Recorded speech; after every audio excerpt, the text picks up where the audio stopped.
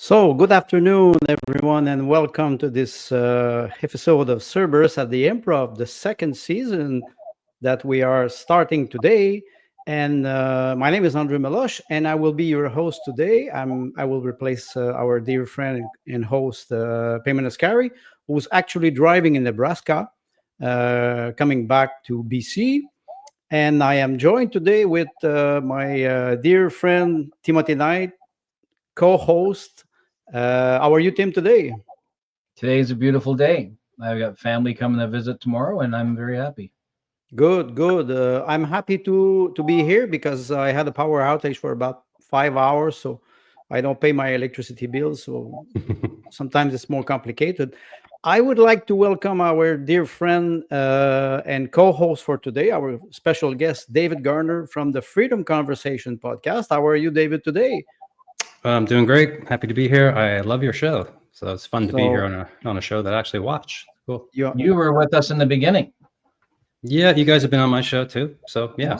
Yes. And you're still having this Freedom Conversation podcast. If we show the address, it is here. So I suppose that's your actual podcast. You also have a audio show, if I'm correct. Yeah, this would be headquarters Rumble. I'm only using Rumble. This is a small operation. Yeah, I'm not using social media anymore at all. So it's like, share it, please, whoever's watching, because it's word of mouth, literally at this point. But it's fine. We're having fun, and we have viewers, so whatever. We're having a good time over here. Good. Yes, I know we were discussing you got out of X, and you stick on this podcast. I will ask our audience to restream or repost the show, so it helps us having more audience. And we have a very big show today because the topics are practically all from Nova Scotia. Last week we touched base on Quebec because we always talk about BC, Alberta, BC, with Payment and Tim, and sometimes a little bit about Newfoundland. But today we will talk about Nova Scotia. But first, there's a little thing that I want to show our audience. Here it goes. Happy birthday to you. Happy birthday to you. Happy birthday, Mr. President. Happy birthday to you. Tim's birthday, is it? What a shameless display of B-roll. That's terrible. Oh, Well, I have to say, I cannot call you my king because I'm not from BC. So I will say you're honest from Cerberus at the Improv. Happy birthday. Thank you very much. That's So that's a little bonus. That's horrible. Don't do that till next year. No more.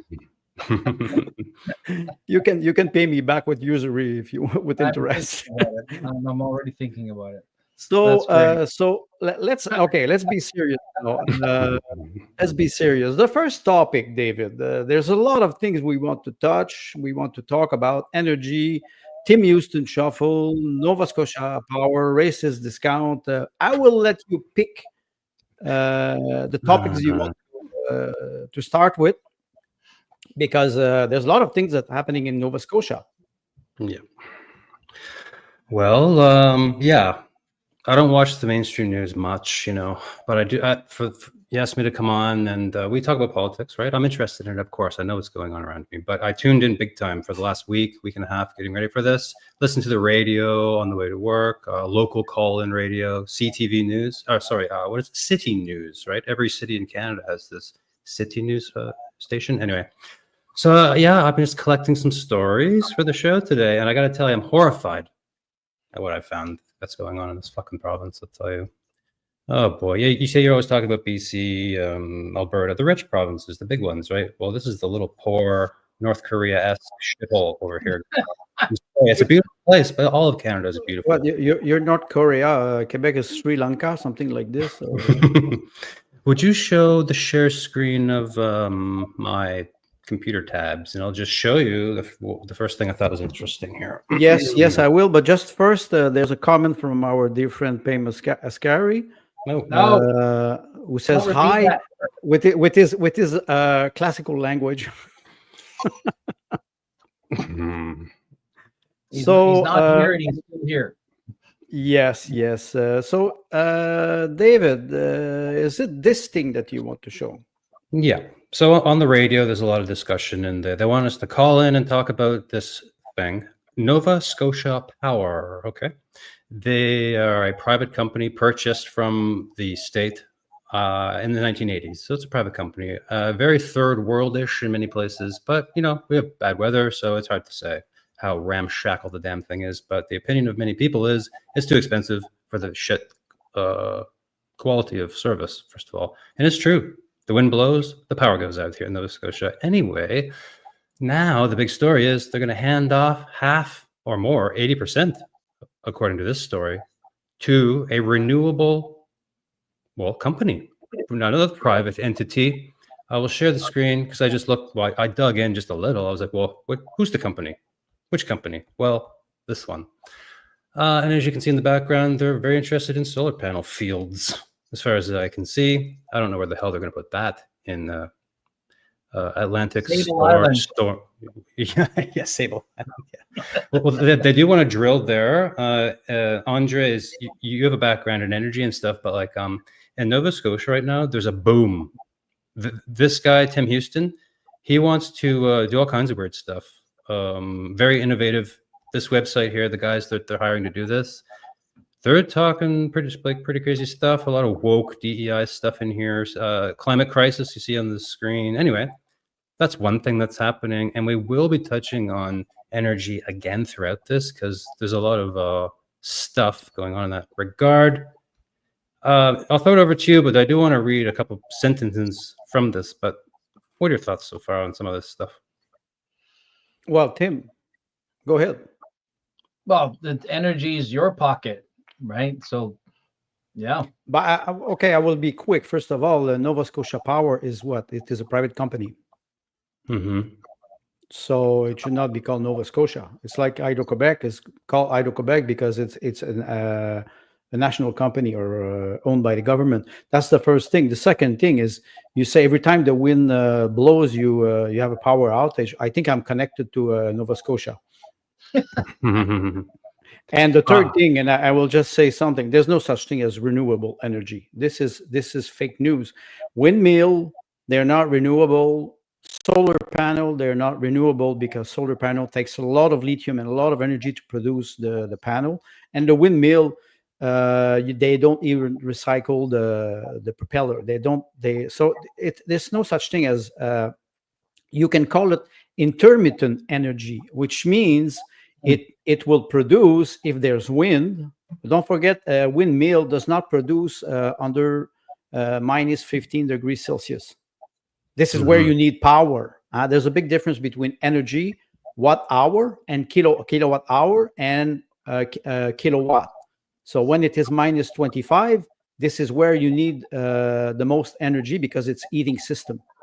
And the windmill does not produce. Solar panel, same thing. When it is snowy, when it is the utility factor is about 25%.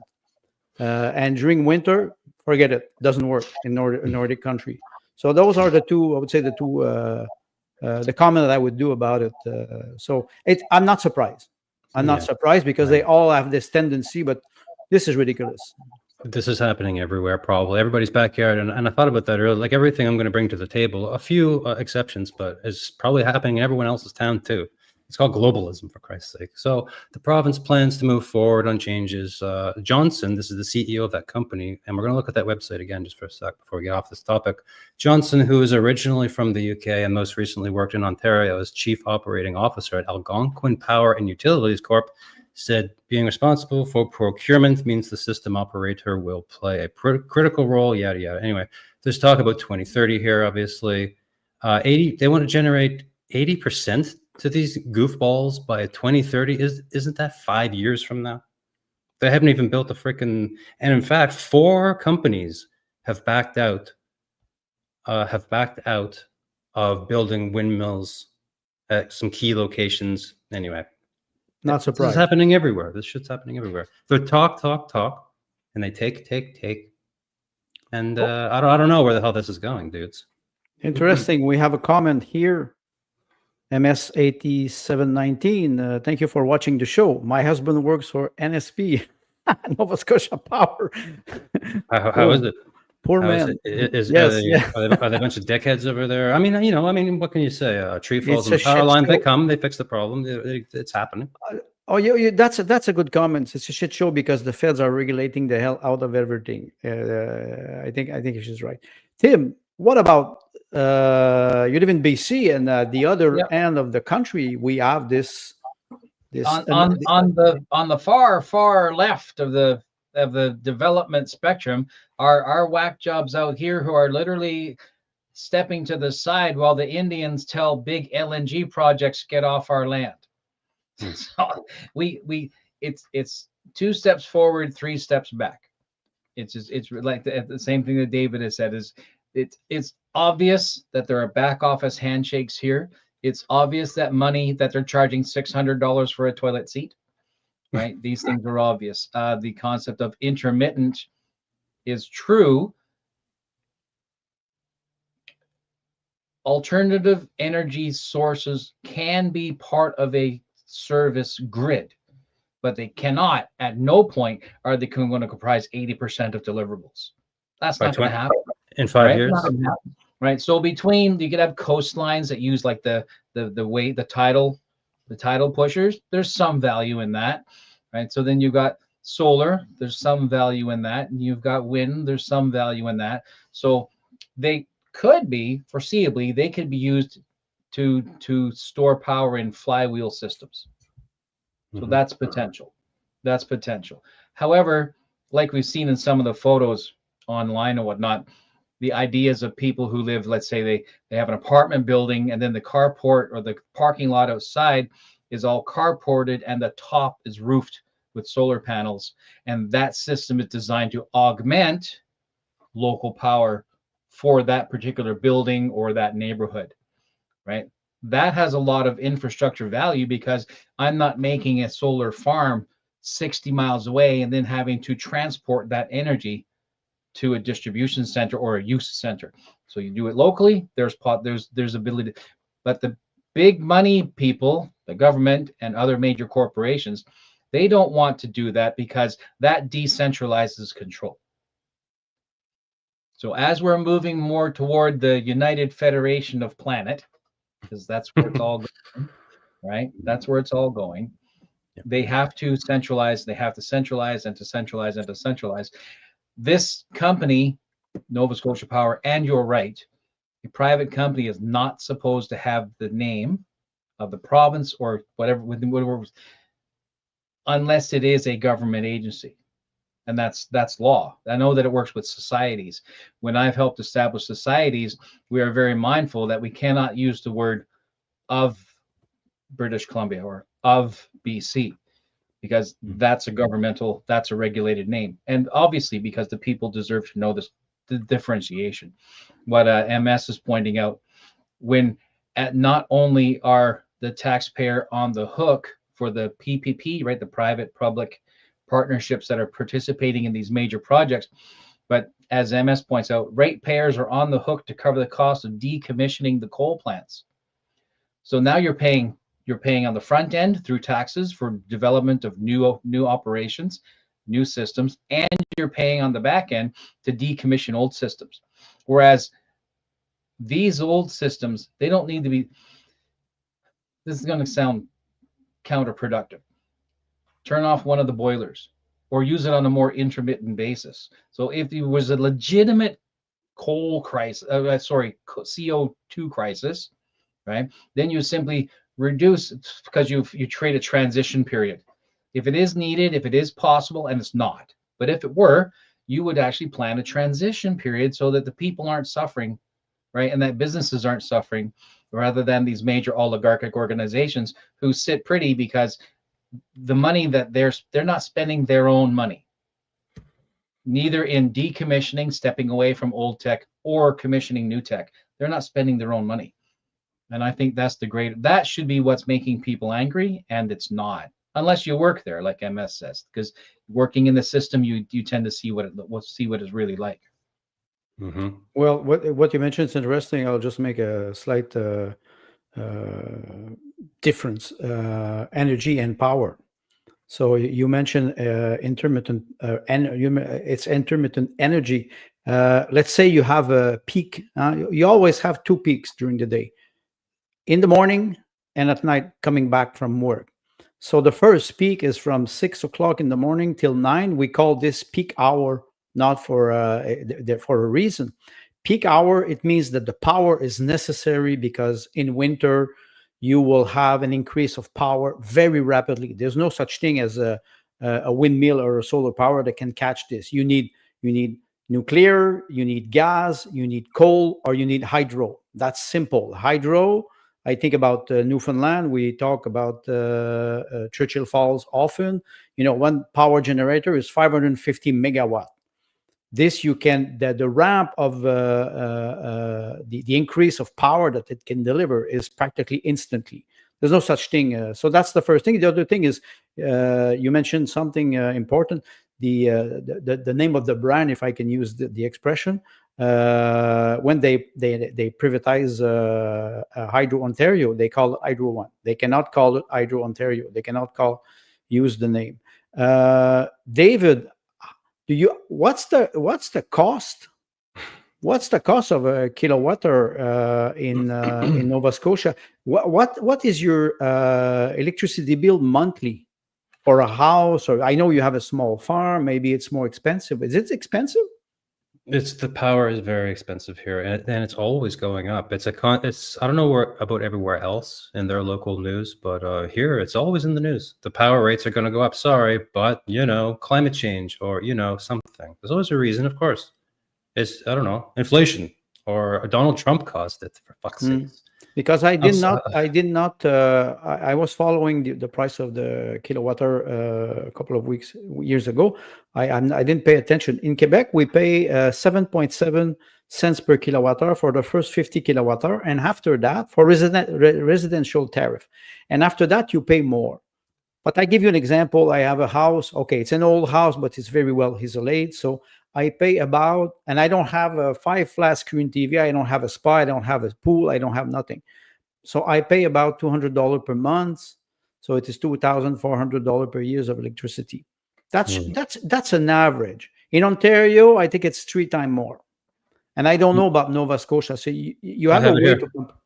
November 1st, 2024, yes. It says it's going to be domestic service tariff is 17.5.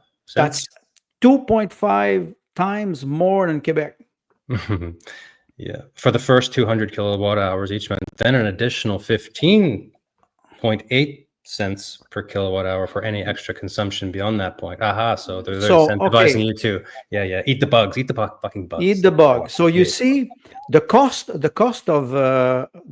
of windmill, that was 15 years ago. The cost was windmill was 18 cents per kilowatt hour, 18 cents. And I can guarantee you it did not go down. So if you're still at 18 cents, if you will impose windmill energy production, you will have to increase dramatically the price of the residential tariff.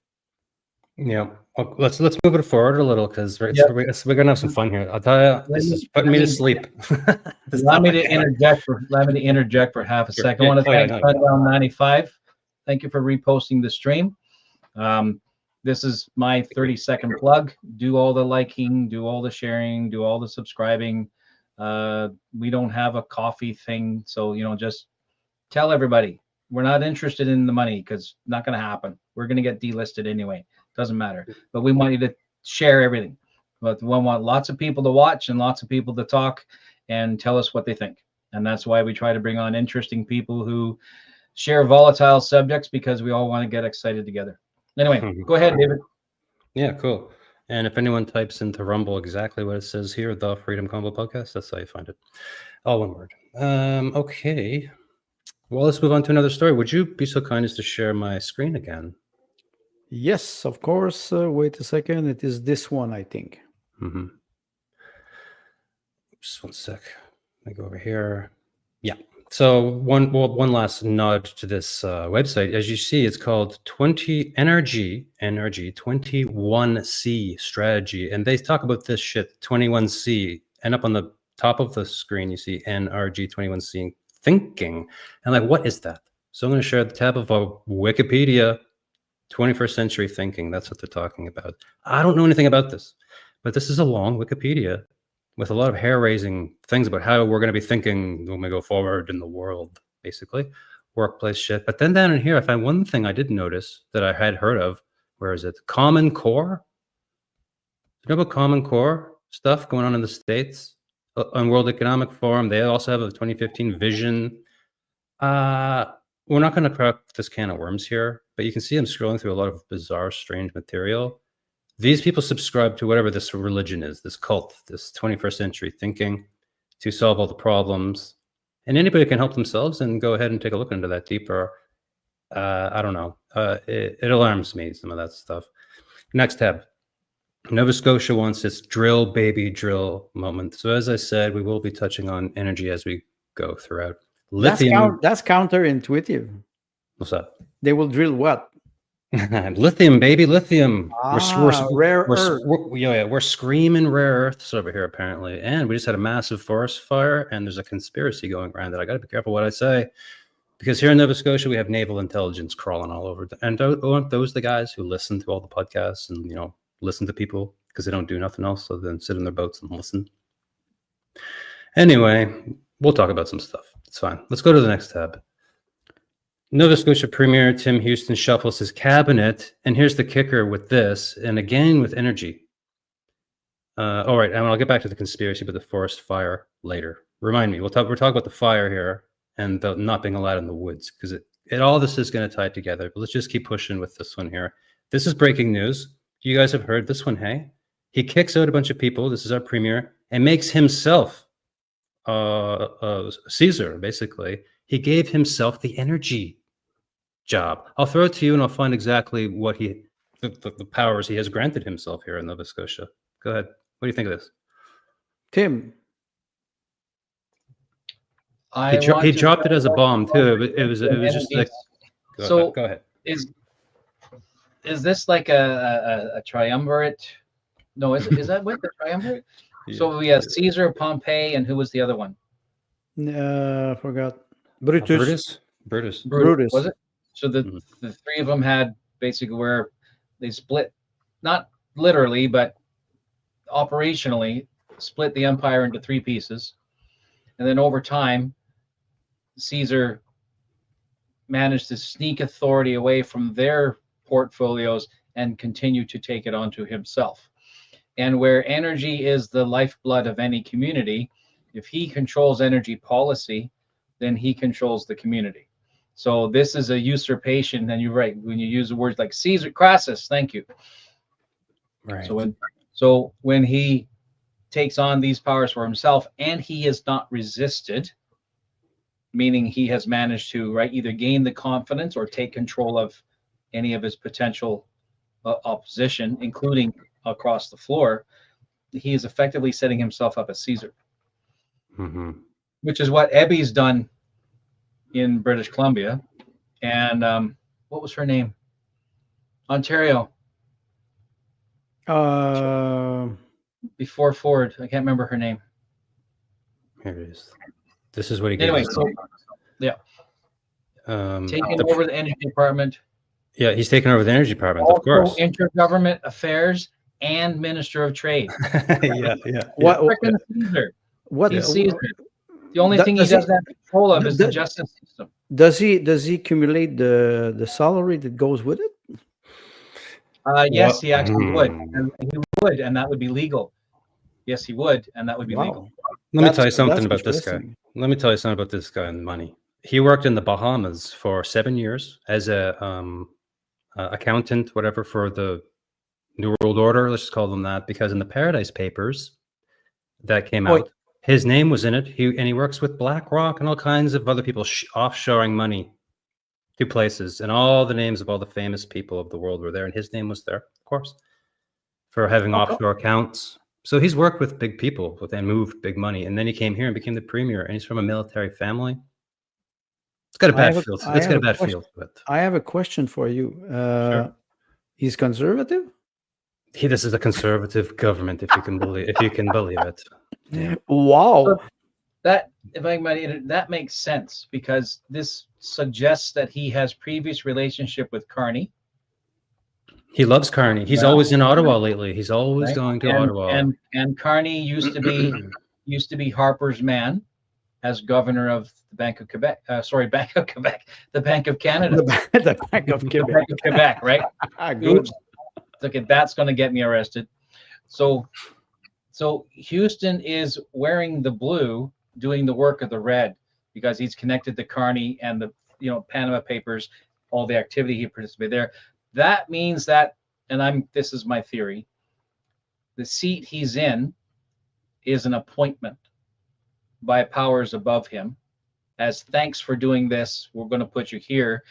Right? So it's scripture says those who are good in little things will be given bigger things, right? A meritorious ascension through this, whatever this new world order is. So he's on his way up. How old is he? Is he in his 40s or 50s? Don't know. Right. But he looks young enough to be because Pierre will probably be the next prime minister. Well, that depends. If Carney calls an election, then he'll be the next prime minister. But sooner or later, so this fella is going to be moved up the Canadian ladder. Maybe because Nova Scotia is a testing ground. Oh yeah. Sources say that he's a very hard to deal with in a professional setting. He's a real I think he's an evil son of a bitch. Let's just put it that way. And those people are very hard to work with. These power-hungry psychopaths, and he could be one of them. He brought us the COVID vaccine, and a week after he promised there would not be one. Then he brought back the masks 1 week before saying that the masks were gonna go away. The day that the mask mandate was supposed to end, he said, "Sorry, another few months probably with the mask." So this is a guy who likes to do psychological games with people around here. Anyway, and of course, all the medical staff needed that vaccine for 2 years to work here. And my wife was a nurse, so she couldn't work here for 2 years. So anyway, we have a lot of a cozy relationship with our premier here. He's in our business all the time and burning down all of our forests for his lithium deposits. David, is Nova Scotia people, are they schizophrenic to vote for a person like that? The elbows hop. Did the elbows hop work in Nova Scotia?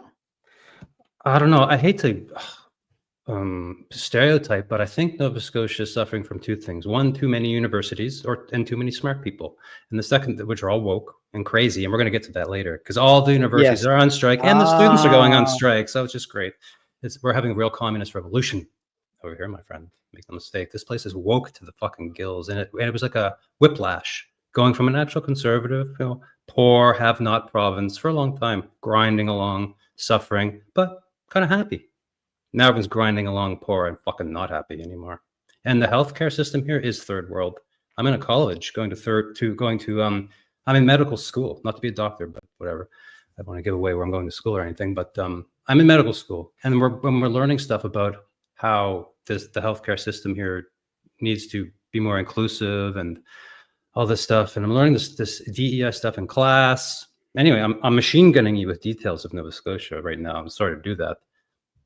But what can you say? I mean, people are under siege in Canada. And now that I've looked at this all week and brought even more stories of horror to present to you, it's like, what the hell, man?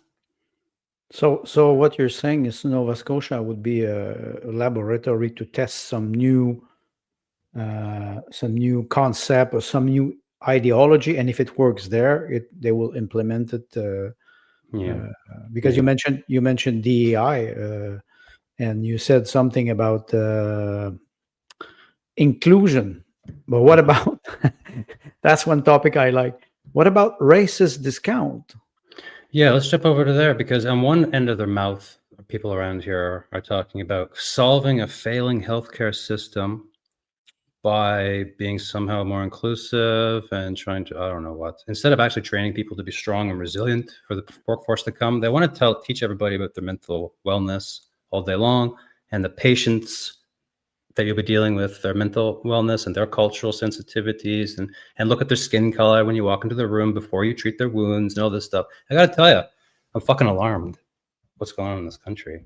I actually went to college and I'm 47 and I can't believe it's been 25 years. So anyway, it's a lot, boys. It's a lot, actually. And I don't spend a lot of time on the news, on social media, and paying attention to this fucking globalist shitstorm. And now that I've tuned into it all week, just for you, but I'm going to unload the show on you right now. And then you'll be 1 year without watching anything. But you will share that. You will go to the gym, maybe. That's it. Will you train? So I like to go to the gym to unwind. And here at the gym, if you're white, you pay full price. However, if you're anything but white, you pay less. And this is a chain here called R. They have 5 or 6 locations in the greater HRM area, and there are details. Jeff Evely, who we know, local boy. Yes, it was a PPC candidate, and he was the one that was opposing the interdiction of going to the forest. Yes, sorry. BIPOC people get a discount. Let's see here. What's BIPOC? Black and indigenous people of color. So anybody who's brown then demonstrates that they are brown. I have Acadian and Native American heritage, but I look like a white guy. 2 weeks ago, I was thinking about going there and signing up and telling them that I have Indian blood. 2 weeks ago, we had Leighton Gray, 50 Shades of Gray. Now we will have 50 Shades of Black or brown. I guess so. But anyway, they're racists, and here's the proof. The Section 5 of the Nova Scotia Human Rights Act was fucking violated by these people. That's right. So they had to stop it. Oh, they did stop it. So yeah. This gym's logo is R. Does that stand for racist? I think so. Yeah. So it's $30 for you and $15 for Native Americans who look like Native Americans, not like Métis who may look like white people. I mean, how do you prove this shit? I don't like one goddamn word of this, to be honest. And I didn't even know this was happening until looking into the local news. This is October 9th, 2025 here, this fucking story. Sorry, I'm getting upset because I thought we didn't live in a racist country. So all our viewers, you can do a lot of, advertising for this this gym. Feel free to send nationally.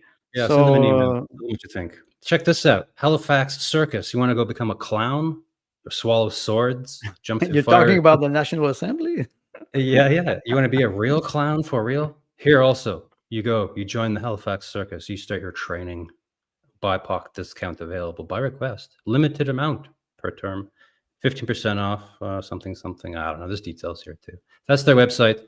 And I love it. You can go be a clown for real with these other fucking clowns who run this business. Huh? Where's their human rights violation? Anyway, one more here. This is Canada-wide, coast to coast.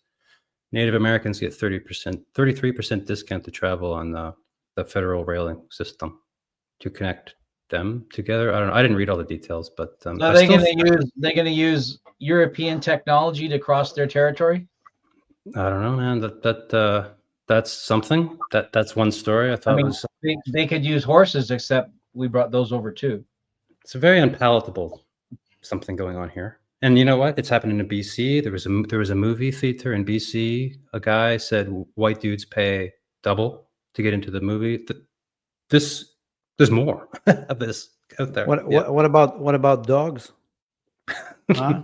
During the era of the Nazi, it was no Jews and dogs in restaurant or cafe, or Right. it will be the same thing here now. So. In certain neighborhoods in British Columbia, there are signs near the public parks that tell people to not bring their dogs or keep their dogs on a leash because new immigrants don't have dogs in their culture, and so to not upset the new residents with their dogs. Oh, I should have brought this story. Get this. That's a connection. Yeah. On November, what's that? Remembrance Day, right? For the soldiers, right?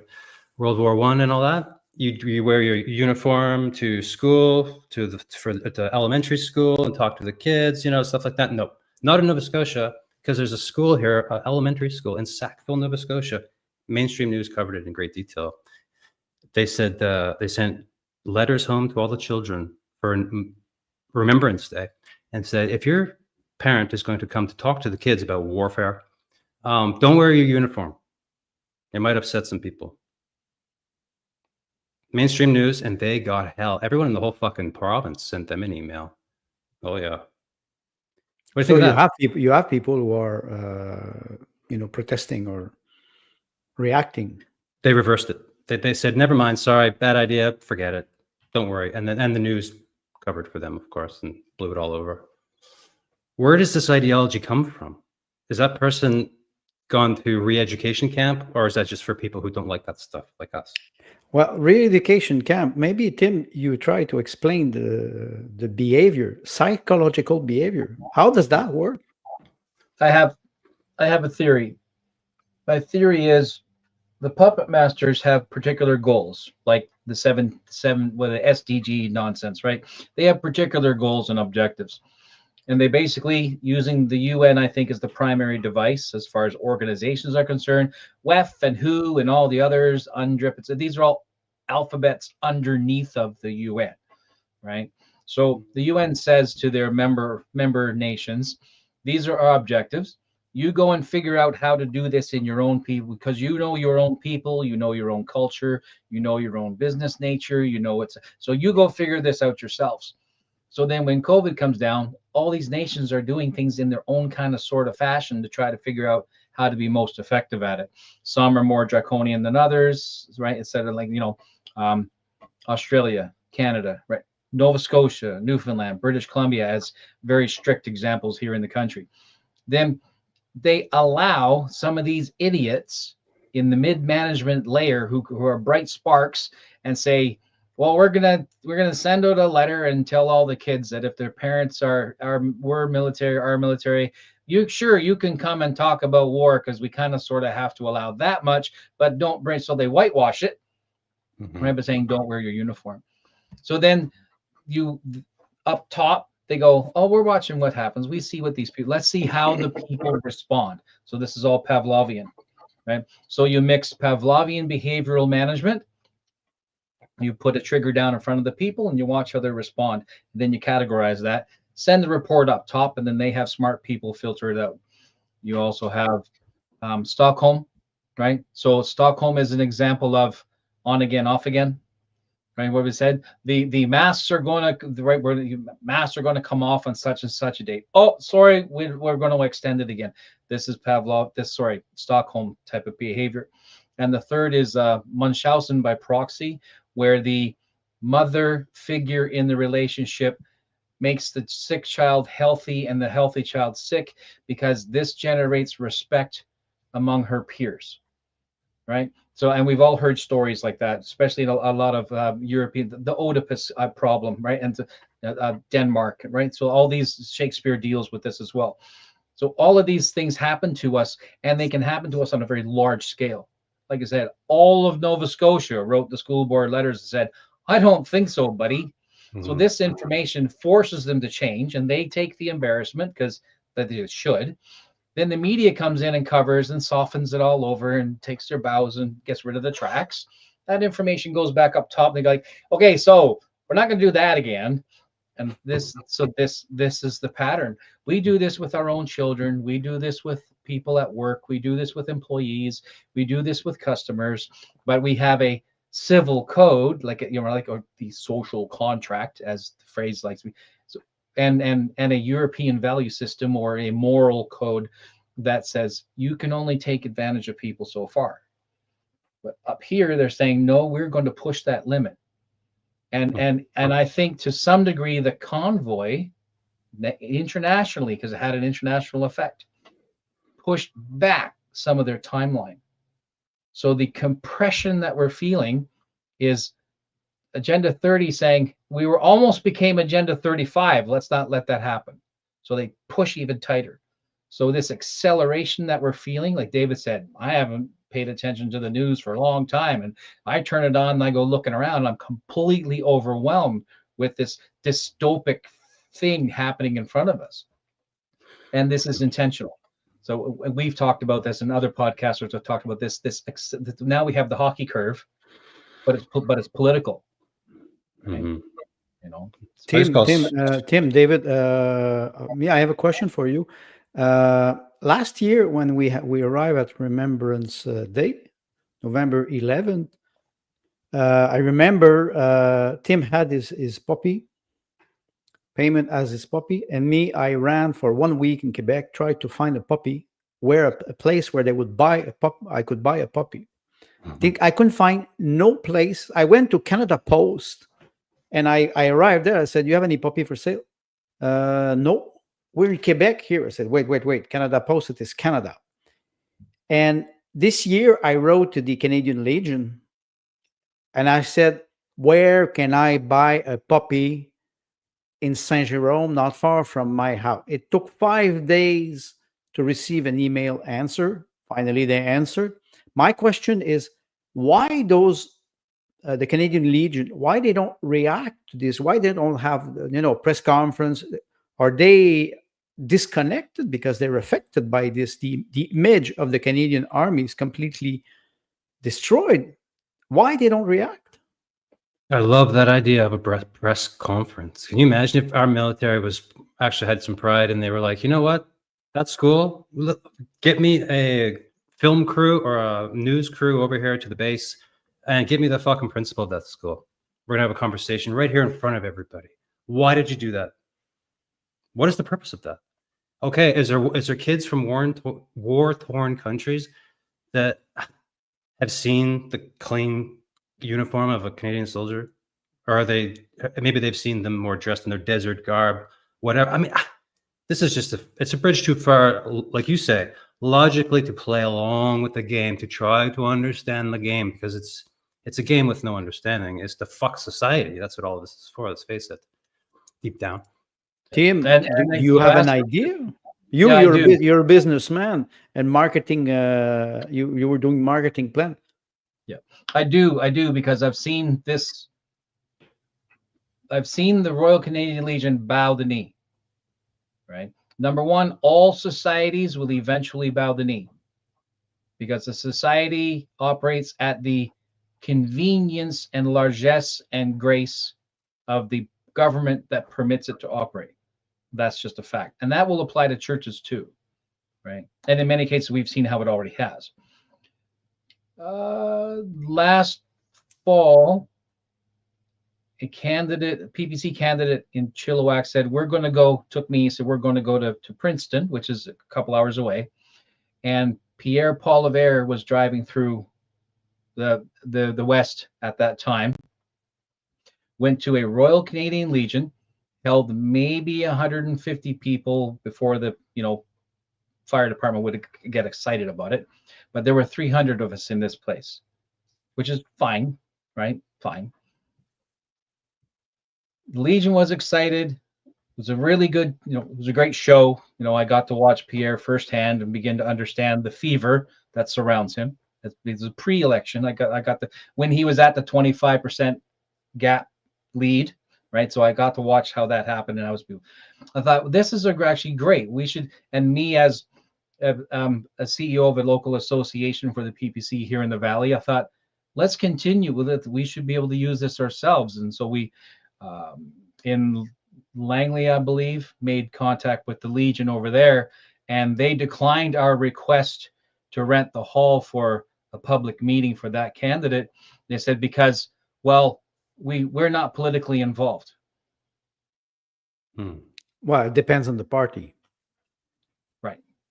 So the Legion in Nova Scotia, in my expansion on this idea, did not stand up to the school board because it was told not to stand up to the school board. Because if you know what side your bread is buttered on, you're not going to be dropping it on the floor. Right. And we are going to find an increasing number of civic organizations that would normally be considered nationalistic, patriotic, militaristic, right? Even called, Nova Scotia, Saskatchewan, right? Their own unique regional pride, et cetera, et cetera. All of our major cenotaphs are all local boys and girls, right? So but all these organizations are told, bend the knee or close your doors. Yeah, is the military of Canada responsible for the psychological safety of other people in Canada, civilians? They walk around proudly in their fucking uniforms, and I think that they should. Hey, I'm an anarchist. I don't think there should be war, but you know what? There's going to be. I can believe whatever the fuck I want, but reality is there. You need an army to be respected and to be strong, not to these weak ass fucks. Well, I don't think they bent the knee. The school changed their thing, so that's good. So our society has a little bit of integrity, tatters of integrity maybe here, to not go through with that. But anyway, I think it also identifies I don't want to use the word power, the influence that the common people still possess, should they speak with a unified voice. And if there is a saving grace, I mean, I think the country is already going over the edge of the waterfall and there's no stopping whatever's coming. In Niagara? Right. I think if enough commoners, and I don't care what color your flags are, right? I don't care if you're liberal or NDP or whatever. I don't care. If you care for your community, you care for your family, you care for some form of basic moral decency, and you all speak up, whatever comes out on the other side of what we're experiencing will be more stable than if you do not speak up. So your experience with this debacle in the school program and the local citizens forcing it to change before it became a problem for children, right? Because the guise is for the children. It's children's safety. And this is religious language. It's emotive, right? It's emotive language. Like you've mentioned the word cult several times. What we're moving toward is actually Marxist cultic behavior, and the tools they're using, although we'll use Orwellian referencing when we say it, but he's referencing Marxism, right? And Marxism, which is a more pure form of communism. So it's even more extreme. It's even more extreme. Every time someone from a government position opens their mouth, they're probably lying. And worse, they're manipulating you. And worse, they're hoping you don't have the stones to speak up. Well, I was thinking Quebec, Nova Scotia, now NBC. You're saying Canada is a big laboratory. When I was mentioning the puppy, I'm from Quebec, and here, I was not wearing puppy for many, many years.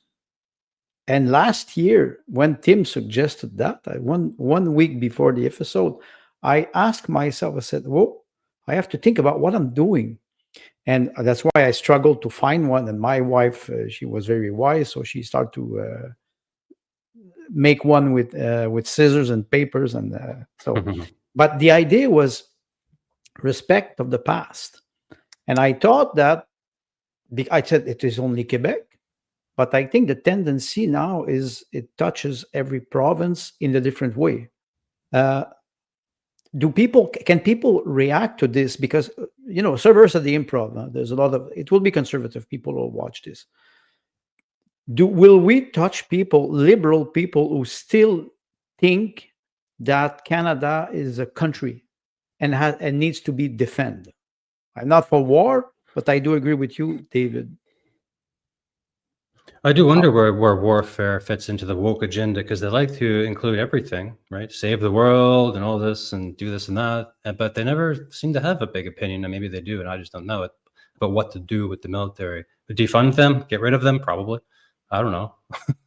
Violence is bad. Don't do it. I mean, I don't know. I continue to see rat utopia experiment at work here, right? So you continue to add more rats, or you permit them to populate, or you intermittently add more resources to the available, right, to that pool, and then you pull them out. So it's continued because they're watching how they behave. They're watching how they behave. You add in at some point in time the weaker rats, who generally will go to the larger rats for support, because they have a sophisticated society within their own little animal arrangements. And the larger rats actually at times tend to be helpful to the smaller, weaker rats. But in these oppressive constrictions, they will actually be very aggressive, right? And if food is completely removed, then they become cannibal. And so we are watching that happen because we have, let's admit it, Canadians have become the weaker rat, right? And so new residents are the tougher rat because of where they came from. They grew up tougher. They didn't have laws that restricted and managed their behavior. Not the same, right? So now we're introducing these into our rat utopia, and that's intentional. So what happens when those who are among us who are police-like, the actual serve and protect kind, right? Military-like, actually allegiance to the people, right? What happens when they step up? Well, we have them already. That's is it Police on Guard? Is that the name of the organization? Yes, right? Police on Guard. We have them already, but they are being actively suppressed. Well, what you're mentioning, it is interesting, Tim. And David mentioned, inclusion, integration. That would bring us, you mentioned new immigrant or new Canadian who arrived here. There's a lot of people who arrive as a refugee and they have a lot of money in the first year. I think it was $89,000. That brings maybe the next topic that David wanted to touch, UBI. There was a UBI protest, Universal Basic Income. Can you describe it, David? Are they against UBI? For UBI? Could you share my screen one more time? Because during the height of the COVID hysteria, people were all given money called the CERB. You remember? Stay home, don't go to work, and we, the government, will give you money. Emergency income, yes. So this group during 2021 is where this is from, but don't worry, they're still at it. Halifax rally pushes for guaranteed basic income. Group calls on federal and provincial governments to work together, yada, yada, yada. So there's not a big story here, but I did look a little deeper that, they want a basic income. They think that people should have it, yada, yada. It's all a bunch of woke insanity. I love the picture of the woman there because that's just who you would expect at an event such as this. But I looked over here. Let me share this tab. This is a consortium of sorts. Basic Income Nova Scotia. They have a nice little website. Who are we? I poked around a little, looked for some funding, take action. It's a who's who of wokery. Here's conferences. Look, they always have a very nice website. Yeah, they could have done better on this one, in my opinion. These people are dragging their heels. A lot of the transgender activist websites are a lot more clean and slick and more expensive websites, I can tell you, than these ones. Well, I have a question about universal basic income. It means that, and Tim mentioned that a couple of weeks or months ago, about it would help some people.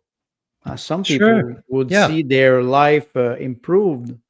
Is it livable basic income? What will be the minimum? What should be the minimum? Question for both of you. So if I could jump in on this, universal basic income, and David is 100% right, is the first implemented and tested in the CERB program during COVID, because that program paid $2,000 a month, which at that time was more than minimum wage. It was what? Canadian CERB, Canadian Emergency Employment, Canadian Employment I can't remember the rest of the word. Something benefit. Okay. Relief benefit. Anyway, CERB gave the related agencies in Canada the opportunity to test what it would be like, the stress test, to put a third of the working population onto this universal basic income model. So then the transition to universal basic income has already been tested out. That particular organization that you're pointing out that held the protest is actually they're an arm, like a subsidiary of the think tank doing the research for universal basic income in Canada that is already mandated to do what it can to implement universal basic income. So they retain this think tank, public image. We're just a think tank, but your mandate is to implement UBI. So they are actually working under the Bank of Canada in an arm's length relationship as a society. Right? And so the Bank of Canada funds the society as a donor, but the Bank of Canada has told them, this is your job, this is your mandate. This protest group is one of a number of protest groups or public facing arms that they are the preachers, they are the evangelists for the system. And by appearing as protesters, they are appealing to the woke population. This is so. When we see things on the meeting, that's a psyop, of informational conflict, right? That's a psyop. This structure is a physical psyop because it becomes part of the culture. It becomes part of our nature, and it becomes appealing to the right because we tend to use protest as our primary means of sharing our thoughts and right protestations to the government. This is brilliant work. They could afford to spend a bit more money on some quality art and a decent website. The trans are getting it because feminism is feeding it. So that's why they look better, right? So all of this is by design. What might happen, I think, we've talked about this before, Andre, with 28-ish, so 2028, we figured there'll be some type of complete financial crisis. So either fiat goes through the floor or nobody finds any gold left in Canada at all, something that causes a complete collapse. And then they usher in UBI as the relief system to transition over. They use UBI because people like myself who are on disability pension, old age seniors, people on child benefits, or people on social services, we're already in a digitized system because they don't send me a check, they deposit it to my account. So I'm already on digital money, right? So the UBI is immediately pushed through to that percentage of the population, which right now is about 30%. You include seniors, people on disability, people on welfare, and other forms of benefits, immediately transfers to that. Done. And then having done that, they swing over to digital for the rest of everybody else. Once you're in digital, what's the first thing they test you with? Vaccinations. And they push it because you know that digital currency can be a programmable product. Let's do like a financial product, right? Digital currency, your app or whatever system you're using, can be a financial product with multiple products and or services within it. And those all will be contingent on how much water you used last month, right? You look at over in the UK, they're already identifying the carbon footprint usage of eating a particular food. So they're already implementing over that. So what happens when me, a fatty, and I need my 2,000 calories a day, and I go down to the store and push through all my stuff to the cashier, and she says, you only get 1,200 calories a day. This is too much. Because they will. And it will be under the guise of health care. Because they will, right? You went over by 10 liters of your hot water use for the month, right? So then we're going to dock your UBI, a certain X value, and restrict you next month. David, you are re-entering the healthcare system. Yeah, I'm joining the healthcare force of Canada. Oh yes. What's your opinion if you see this? You were talking about DEI a little bit earlier. How will you compose with this? Because you always said that you're an anarchist. I think you're not. I think you're a rational man, but because you ask hard question, what you will do? Well, there's a lot of difference, and my wife agrees. She's a veteran. There's a lot of stuff that they say in the theory that does not translate to on the ground. And I've worked many years in hospitals in a variety of capacities with patients, in emergency rooms, in kitchens, a variety of different places, moving people around in wheelchairs and shit, dead people, taking them to the morgue.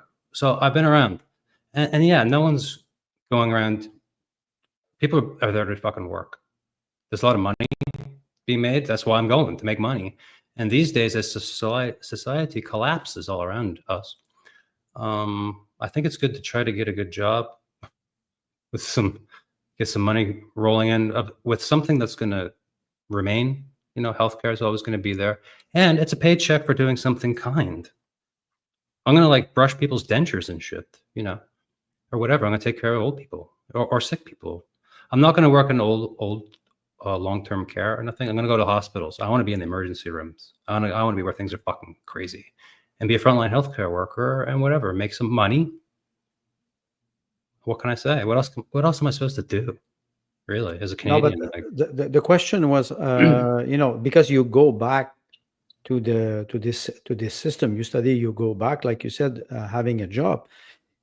Those new rules that Tim mentioned, they will be implemented slowly, but they will be implemented. So people who go to work there, they will have to, I'm sorry to say it, to comply. What did they do with the COVID mandate? Wear your mask or have your vaccine, or you're fired, or you don't work. I do worry about that, of course. Having been, our family went through the ringer. My wife worked for 2 years in New Brunswick, where there was no vaccine mandate. Meanwhile, here I was without my wife for 2 years. She had to go away to work. 7 hours drive from here, and 10 minutes down the road, you need to have this COVID vaccine to work. So here in Nova Scotia, like, yeah, joining, and I did take a vaccine, not COVID, because I had to update to be allowed to work in a hospital. You got to have all your vaccines, and you got to prove you've had them all. And there was one I had to take, and I was not happy about taking it, I'll tell you, but I fucking did. So I'm not an anti-vaxxer, everybody. I did it. So it is interesting, because that could lead us to our next topic about immigration. And you were writing a small comment about the. We'll just read it to make sure that I don't look like a fool. The convergence of immigration and the energy boom. Yeah, I said more and more people needs more and more energy, unless they use less energy. Yeah. I don't probably need to keep sharing all these news headlines with you and stuff, but maybe this last one here, just to drive it home, because this is an official federal government immigration website. You click on any province and you can sort of find out what's going on with immigration, with the numbers and so on. So yeah, as you see here, this is in the news right now. This is happening. I hear it on the radio. Nova Scotia to receive significant increase in immigration. Yeah, so it was capped. It was cut. After go up after early cuts. Yeah, early cuts right. of the amount. The amount. Okay, I understand. Yeah, and I have the actual numbers. I looked it up. I asked our friend over at AI to give me actual details. Here we go. So 2025, there was a reversal of federal cuts and a surge in demand for skilled workers. So I'm rambling here. So 559 spots were allocated after the cut, bringing the total to 3,709 for the year. Anyway, there's a lot of numbers here. Long story short, they're like uncapping it, and they're going to tell us later. That's the last thing I heard in the news was it's uncapped. We're going to bring some more people, and we'll tell you more details later on those particular numbers. Now let's zoom and connect these two to the boom. Drill, baby, drill. Build the alternative stuff. Get some lithium mines going, and immigration is going to fuel the Atlantic Canadian economic resistance. How they will do this? I don't know. Are they going to take people from India and take them to the lithium mines? With the okay. Because maybe Canadian would not agree to go there. It's quite toxic to work in those mines. Yeah. So there's little videos and all kinds of stuff. I don't know. It's in the news. Yeah. Tim, you're at the other end of the country. How do you perceive this Immigrants are going to do our convergence between mining. immigration So- and energy? Yeah. During the election campaign, Carney said that he had reduced the numbers of immigration down to more manageable levels, etc. And it was only 2 or 3 weeks after that, in going into it's not just immigrants, right? It's also actual refugees, and then certain types. Are you a war refugee? Are you a political refugee? Are you an ideological, right? And so and we know how to do these things because we've been doing these kinds of separations forever. So then he goes into those and says he's reducing the number of general refugees immigrants, which is effectively an emigrant, right? Somebody from Newfoundland moves to BC. That's called with an E, emigration, right? With an I is from external, right? The xenophobe, right? The xeno, right? The alien comes to your country. He takes that number and reduces it, but he increases the number of student visas, increases the number of temporary foreign worker visas, and relieves the requirements, reduces the requirements, both entry and exit.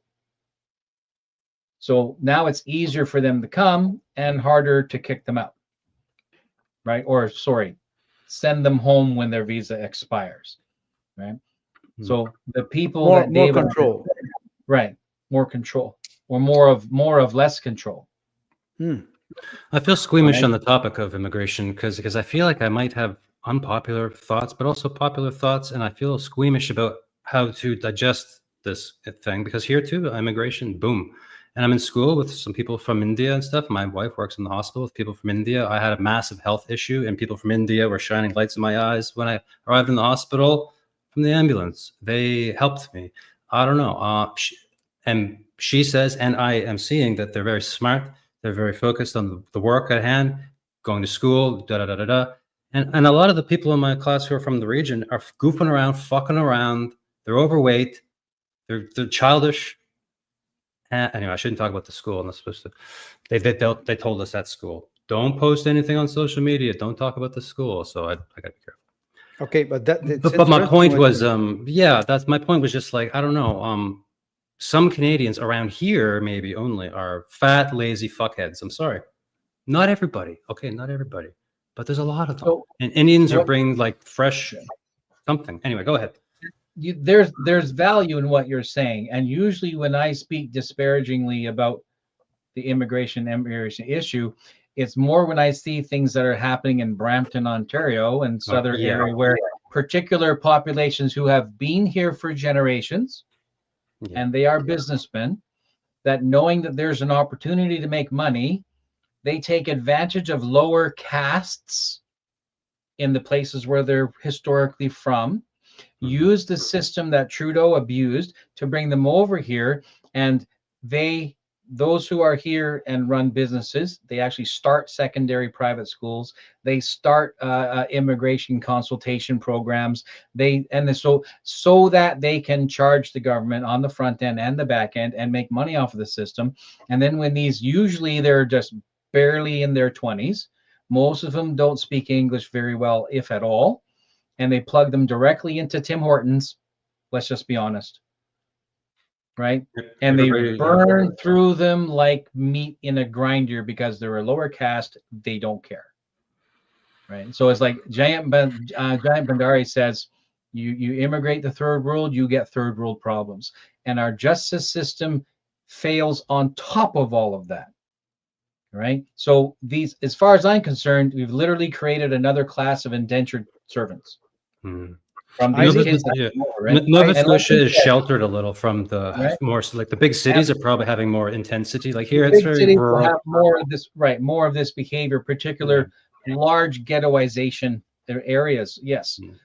In what you said about the average Canadian cannot be denied. The average Canadian, I get it. I get it. You can shake your head, but it still cannot be denied. Look at me. I'm 250 pounds. Well, that's stupid, Tim. Like, we're right. So the average Canadian, the average North American has become a bit of a lump. because we're comfortable. We have largesse. We're in that period where good times make soft men. This is our period. This in the cycle. This is where we are. And so we have other people coming from other countries where hard times made hard men. And this is when I say we've got the weaker rats that are you're injecting tougher, bigger rats. This is the right. So what you're saying is true. It may not be kind, but it's the truth. So the question now is, how do we as citizens navigate this? And ultimately, it's my own responsibility for my well-being, my health, my children, my wife, my husband, my family, right? My neighborhood, and to focus down to that level. And because we are so global and so overwhelmed with bigger pictures, that it's difficult for us to do this. The addition that Nova Scotia is going to see is intentional. And it's telling that it will be bad because they're not going to give you the number until it's too late. Yeah. I think so. I will make two quick remarks. The first one is you cannot be soft, Timothy Knight. You're Irish. That's the first remark. You can be kind, but soft. I'm not sure. I know you since 1 year now, and I do appreciate you a lot. So, and I want you like you are on the inside. But you're right, and you mentioned the difference between big cities, and ghettos and small places. I live in a small city that is 17,000 people near a bigger city, and we have a Tim Horton. And there's no immigrants who work there because it is a small city far from the center. I think maybe I don't know about Montreal. It's been too long. I'm out of Montreal, but you mentioned Brampton, you mentioned Toronto, you mentioned BC. You have Halifax. You have the immigrants, refugee. If you study in university, there's no university in my small village. So you have to go to big center. How many university, David, they have in Nova Scotia? You said they had a lot. Yeah, Halifax has Dalhousie University, St. Mary's University, and then there's like another one called St. FX in the region, Mount St. Vincent University, and the list does go on. There's Xavier University in the province. There's got to be 4 or 5 within the greater Halifax regional area, the city. But they're spread around a lot too. Surprisingly, there's a lot of education going on here. Were they all on strike? What is it about this strike? They don't work. They don't study. I have a special hatred. What was the strike for? I have a special hatred of Dalhousie University. I went there, but I enjoyed it. It was fun. Here's the thing: they brought the COVID vaccine first to Nova Scotia. They were the first ones to do it. All the students had to do it. All the staff, everybody, and we thought, well, here it comes. So I don't know. When I saw them in the news on strike 1 week before classes started this year, all of this, yes. But they were on strike for what reason? The staff were unhappy with how much money they were making, or something, as usual.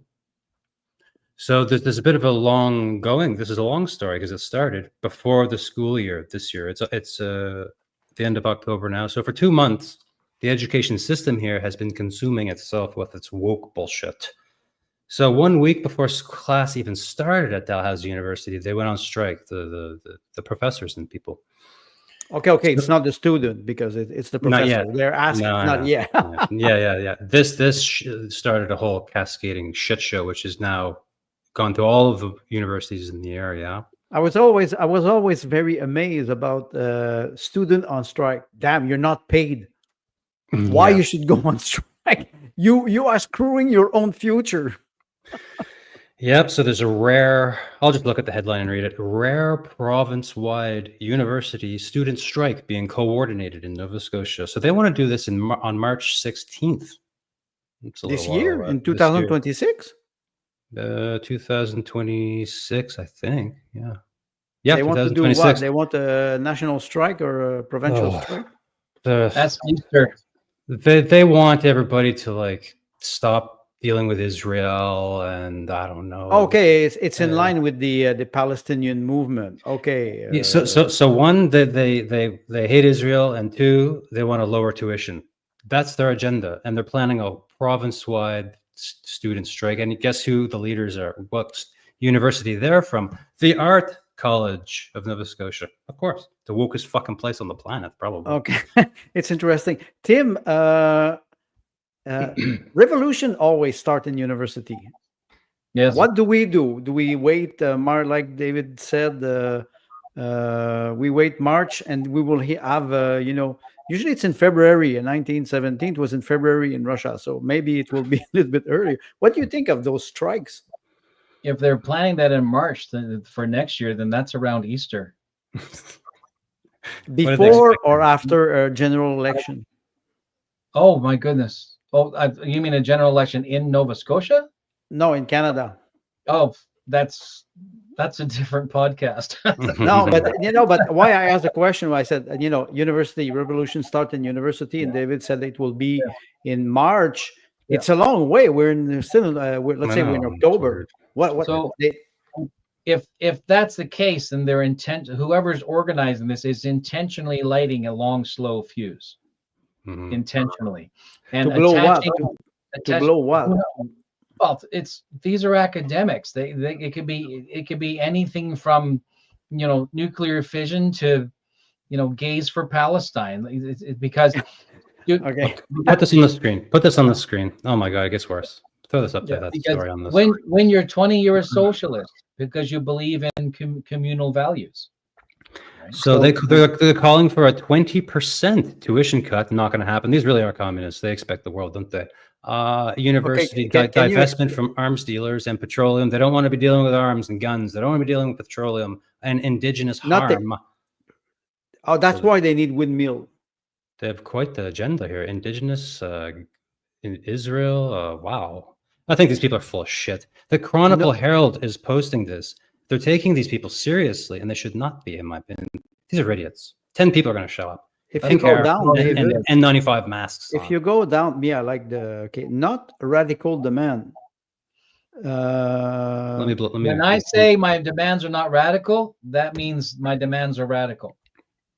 Especially today, the group is asking universities to withdraw funding from organizations tied to, if you go a little bit down, fossil fuel, production of weapons or project on indigenous land started without consent. According to the group media, students are also calling for divestment from entities which directly or indirectly support genocide, crimes against humanity, war crime, and crime.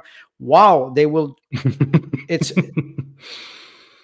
like I said, there's too many universities in Halifax and not enough people. The fucking university people are taking over everything here. They're all joining the workforce around here. Think about it. They're spitting out activists every year by the thousands, and they're joining the workforce of Canada. Yeah. Is it the reason why we have so many workers in Tim Hortons? They don't want to go there anymore. Yeah. Well, silly. What David is saying is right. What David is saying is correct, because you look at it now. Let's look in the reverse direction, because the radicals of the 60s were educated by left-leaning professors in the 60s, and they're all the children of the early Marxism that was born into America pre-World War II even. So those radicals of the 60s, most of them were educated to varying degrees because they're in the universities. Berkeley as a horrible example of that going completely sideways, right? When, the right was legitimately totalitarian. So you watch these kids come up through the education system. They became the professors of my generation. I'm Gen X. So these are the flower children of the 60s and 70s become the professors of the Gen X, and the educated high school teachers of the Gen X kids in the 70s and 80s. And now those of my generation that bought into the, communal model of living, and the anti-establishmentarianism turns into anti-capitalism. So now those university teachers are teaching the kids that David's talking about. You're talking about the millennial. The system feeds itself, right? So then where are half of these kids who come up with, liberal arts degrees or political science degrees? It's about policy degrees, right? Where are they? Well, they're working in the bureaucracy of our very own governments. Mm-hmm. Hey, right? Guys, listen, could I do a rapid fire 1 minute, 30 seconds show of the last few things that I brought along and maybe work towards a wrap up, or you guys continue? But I actually have to go in the next few minutes. Okay, No, do your thing. Go ahead. go ahead. All right, put up on the screen here this thing for me, quick. You're never going to believe this. What's going on here? We have to hear it. We have to touch on these topics. Nova Scotia has been Yes. creating these sorts of things. Let me zoom in. This is a company from the central United States called Pallet Shelter. They've ordered thousands of these pallet shelters here. There's a central, I don't know, shower and dining bunk. You can have free supply of drugs, alcohol, whatever you need here to keep you safe and happy, of course. So this one is new. 2 shelter village sites with 85 new single units open in HRM this last month. The thing is, this is just the latest few. They're in Cape Breton. They're actually in Kelowna, BC. This is the official Nova Scotia website talking about Does this. a little. the shelter, all those small Yeah. houses, maybe Sue Calendar will talk about Brookfield. Are they locked from the outside or from the inside? Yeah, I don't know. But millions, 7.5 million was per the purchase of the first 200. And that was a 200 Oh, or there's 500. 7.5 million? Yeah. Well, Andre, they have to be delivered from the central United States all the way to Canada. We can't build them here. Do we have And they're- carpenters? wait, Can they- immigrants do it? Support gonna from build these? pallets? Yes, these come from a place called Pallet. That's the name of the company. And I have looked at their website. They're all wearing masks and The have pink pallets, hair. usually you stock product on a pallet. I know. It's a degrading term. But it is not a coincidence. Yeah. It is not a coincidence. What you have, if you have a pallet house, it means that what you have inside is a product, Mhm. disposable. And they're evolving their game. I didn't even know this was happening until I looked at it a little closer. These are larger style 2-bedroom shacks. This is news to me, my friends.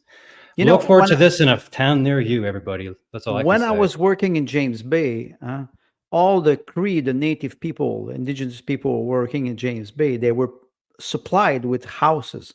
You know what was happening? They were burning them and going back to the TP because they were going back to their ancestral behavior. Why I say this, it's because the image reminds me of that. They were building those small, exactly like this, all the same. Yeah. It's just incredible. Anyway, I find that alarming, strange, disturbing, because this is the solution to the housing crisis, is it? Everybody's You will going to be. On this This is picture, a- you'll need a lawnmower too. This is a prison wing without wardens or walls. Yeah. Yeah. Oh, yeah. Right? Anyway, So they don't care what you do inside your door. We'll even fund it, but just wow, this is marvelous. Yeah. So anybody can have fun looking at that in their town, because I'm telling you, we're gonna be forced into them damn things. So one final story. Doctor, What's that? go ahead. Oh, yeah.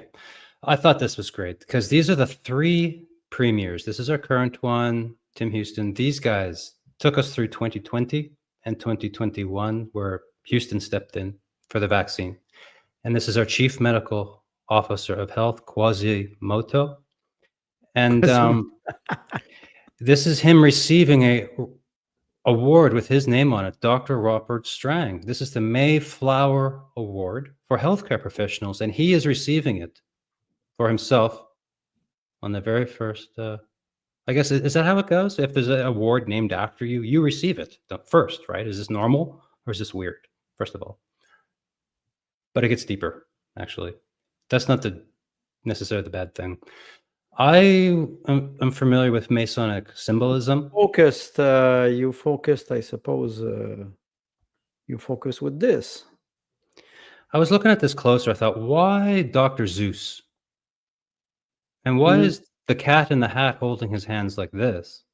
And the premier who brought us into 2020, who is a son of an RCMP lieutenant, and all of his seven brothers are also RCMP.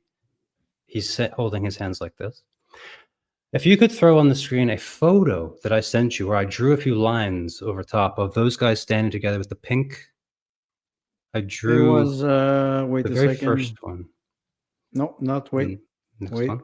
I know where it is. Yeah, it's the same photo. It's just no, next. not this one. It's okay.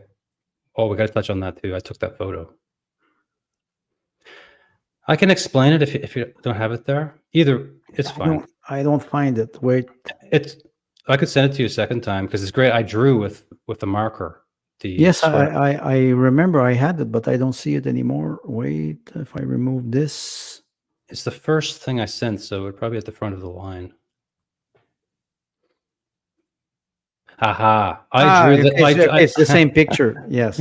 I drew with a red thing from his elbow to the tie. You see the tie is cut in the triangle, right from elbow to elbow.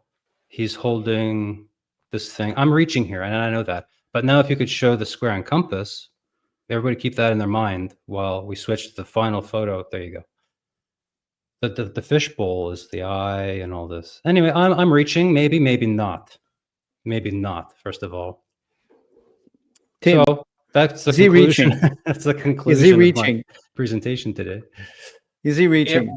If David's reaching, tens of thousands of other people around the planet are reaching in the same direction.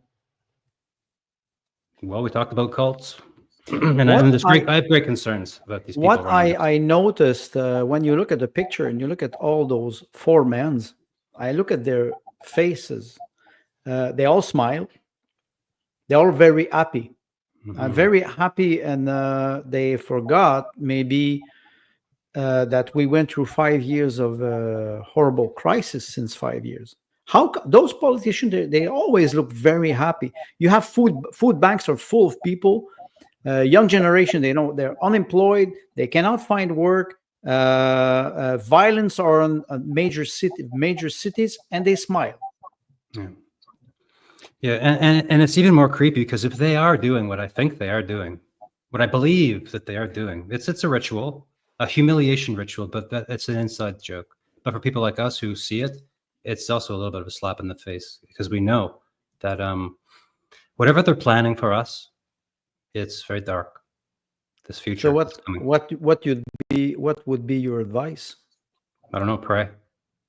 I think so. Society in Canada is finished. That's only my opinion, and I can't shake it. And if people want to talk about, is there hope for this, hope for the future? No, but societies rise and fall, and we'll go through it in a heroic and brave fashion. Fuck them. If they want to bring us down and cause psychological war and spiritual war on us, no problem. Some of us will resist internally in our hearts and in our minds. Fuck them. They can't bring everybody down. They can kill us, but that's all they can do. Fuck them. Tim, you have a warrior in Nova Scotia, and you're a warrior in BC. Yeah. Payman says it. He says, "Hug your children." Right. Yeah. David is a family man. He's moved his family and the management of the family into a much more self-sustaining position, and he's interacting with Babylon in as much as he needs to, because he knows that there is resources that will be useful to his ends and his family's ends. So he participates that way. I think he prefers an arm's length relationship, but he's doing what he needs doing because he's an intelligent man and he knows how to navigate those waters. His anger is justified because he sees everything that his forebears have done being ripped from his own children's future. So he's justifiably angry, right? The black pilling, it's understandable. I get it, right? And generally, I'm of a black pill nature too. It's the beauty is, actually, I'm going to use a line from a 1980s Christian rock singer. He says, "Life unwinds like a cheap sweater, and the truth gets blurred like a wet letter. But since I gave up hope, I feel a lot better, right?" So I think where David's speaking from is the moment when you accept this is where we are. You say, this is the truth, it's happening. This is not an illusion, it's happening. This is not a prophecy, it's happening. This is not fear-mongering, it's happening. This is not me being illusional or delusional or crying wolf, because the wolf is here. And then you accept that the wolf is here, and then you got to go to work. So I think a lot of what David is saying to his audiences in particular is, go to work. There is work to be done. Go to work. And then even though what is now our society is in the throes of change, to which direction we are not certain, but we can absolutely influence that to the benefit of those closest to us. And if enough of the closest to us perform positively, then where we land won't be so bad. Yeah. There's a comment from Sue about Pallet's home. They're built by Pallet, a U.S.-based social enterprise headquartered in Everett, Washington. They design and manufacture prefabricate modular shelters specifically for addressing homelessness. Yeah. The units are assembled on site by Pallet's team or local contractors with the Nova Scotia government and Halifax regional municipality.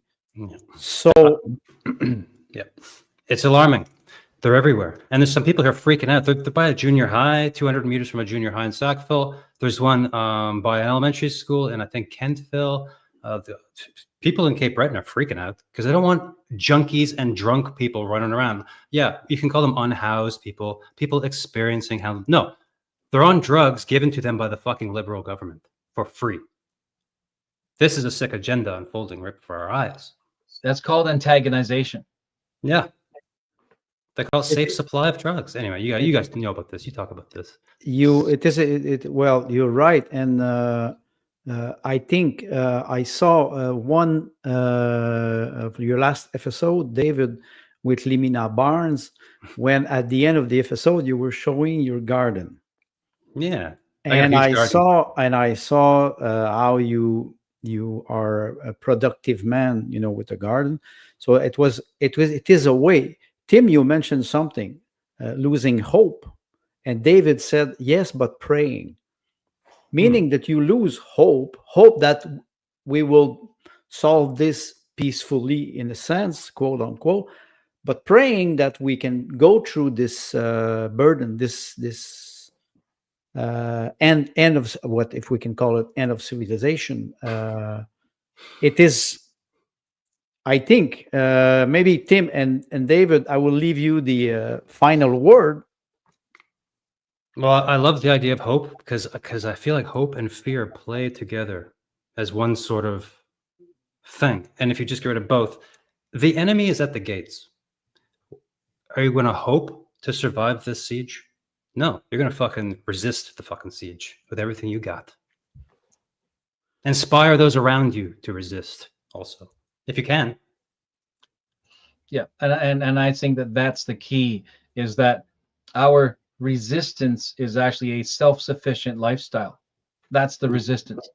During the 2021 election, Maxime Bernier made a joke. He said, smiling is now political resistance. Right? So like I said, your goal of self-sufficiency for your family and engaging with Babylon only as much as you can stand the stench of it, right? That's resistance. That's resistance. Well, yeah. When the lockdown started, I took an online course to learn how to grow food and make soil. I mean, I knew a little already, but really sharpened my skills. And bam, you saw the video on the last episode. Everybody, check it out at the end. We made, because we're talking about self-sufficiency on the show a lot lately. So I showed a few pictures of what we did this year in the garden, and man, it really is a wonderful thing to do. That for me, I found that very impressive. There's a comment from Sue, which says about the pallet. Can you imagine in Carney's Canada, home manufactured in the U.S. American job using U.S. aluminum or U.S. jobs? So elbows up again, and this is quite hilarious. But yes, it's concerning. Gentlemen, we're arriving at the end of the show. I would like to remind our viewers that David has a podcast, the Freedom Conversation podcast, and he always has great guests and great scroll down debate.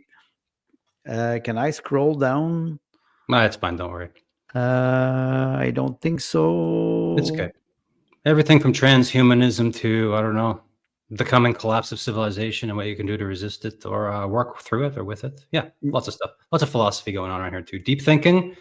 No, what was I going to say about the show? I had one sentence that I thought that was kind of good. This show is about serious topics in a very unserious manner. We goof around and swear a lot. I can vouch for that. Tim, no, it is interesting. It is interesting. Tim, the final word for our viewers.